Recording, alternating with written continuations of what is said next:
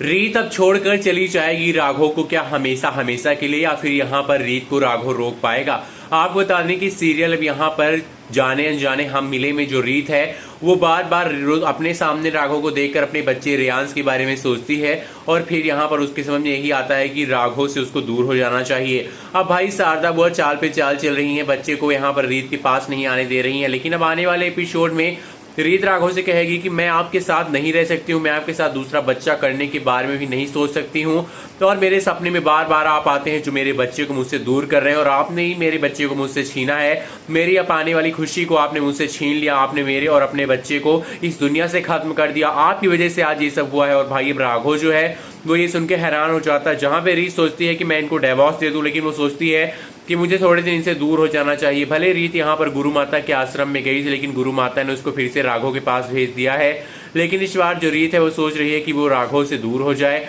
वो उससे हमेशा हमेशा के लिए अपने आप से छोड़कर अलग चली जाए।